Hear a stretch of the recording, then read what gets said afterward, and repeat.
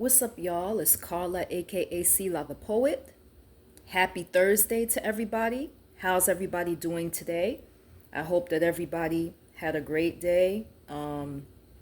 So, lately I've been trying to post more content.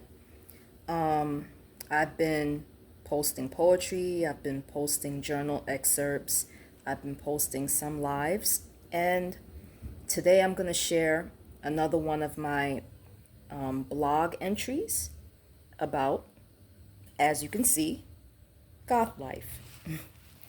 So, I remember the day I decided to become a part of the goth community. My beloved grandmother passed away 2.5 weeks after my abusive mother assaulted her. I remember feeling so defeated, so sad, like I lost the last neutral person in my family that loved me. I had tried to help my grandma Carmina before she passed, but I couldn't save her from my mother's abuse, mistreatment, or control.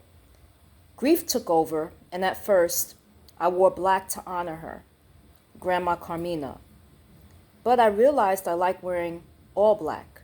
It suited me well, and it was also an expression of how I felt about the world. As I began to search myself, I realized mourning, grief, suffering was always in my life. Pain, sadness, struggles sometimes with depression, and loneliness are things that I struggled with.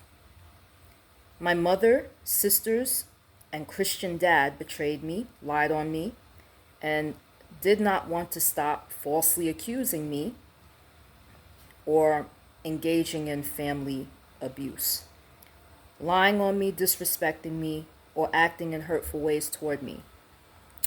When I would confront them, they would deny that they did anything, to the point where I had to cut ties with all of them.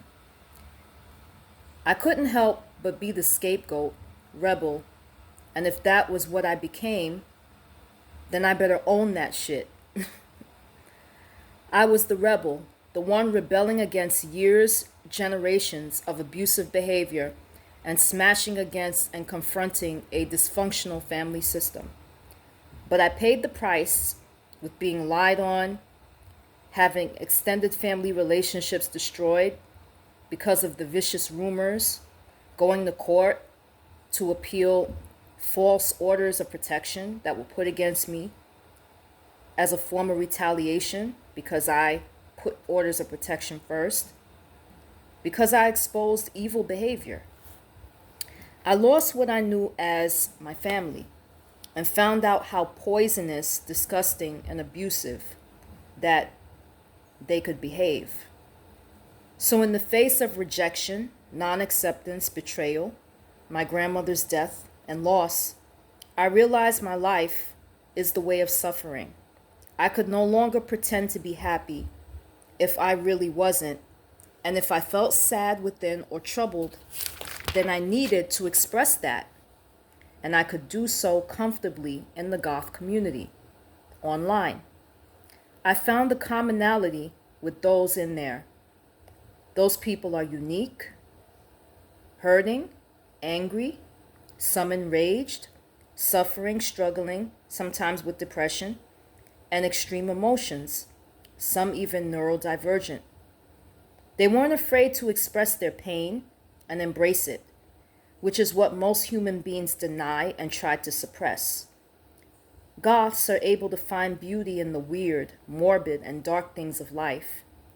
To me, the world is a dark place. The racism, the killing, the violence, crimes, tragedies, injustices, the fucked up way people treat each other without love, respect, or care.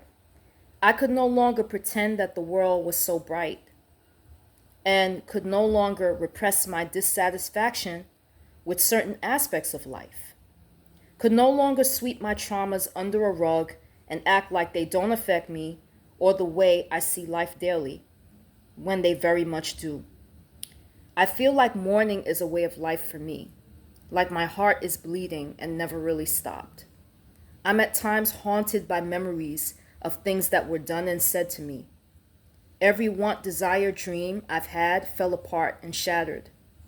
The sadness, angst, and sorrow I feel, I express it in its rawest form, creatively through poetry, music, and the way I dress. Goth life seems to fit me. I could understand Sisters of Mercy lyrics and love the song Passenger by Suitsy and the Banshees. The edge, raw vulnerability, and countercultural way I live life. Goth life is the way for me so far. Mourning, loss, trauma, the death of hopes and dreams, non acceptance, rejection, abuse of past, all of these things propelled me to a goth life. Living like a monk in the shadows, mainly keeping to myself behind the wall, and metaphorically carrying the candle of my faith in God. Goth is something that was probably always in me, something I always was but didn't know it.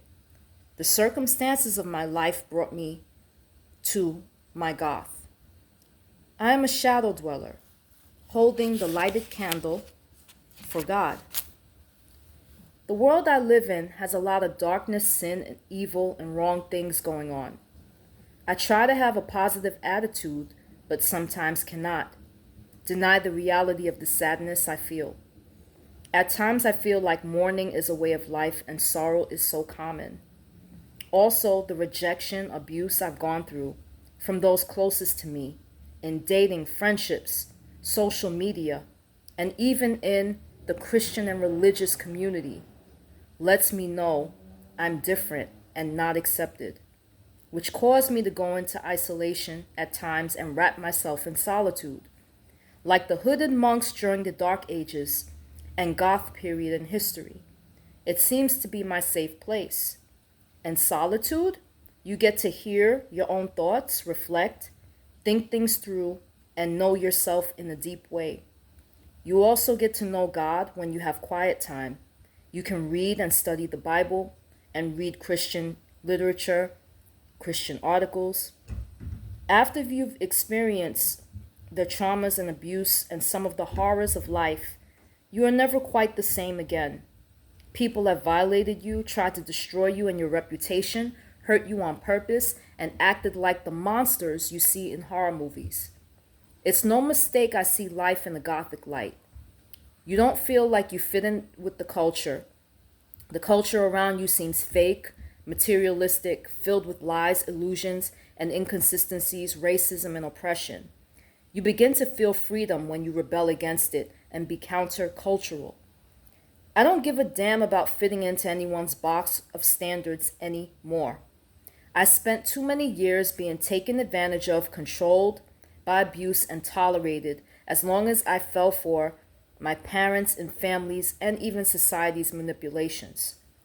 The culture and anyone who tries to fit me into their box of stereotypes can have my middle finger and take that box and shove it up their ass. It took me a long time to get to this point. Violence without an inner rage has affected who I've become, which is why I can listen to a punk and industrial song and understand the anger and rage in the music. I can connect with the gloomy and melancholy and the sadness, sorrow, and edge in Gothic rock because I've had experiences that have made me feel that way. So that was my blog.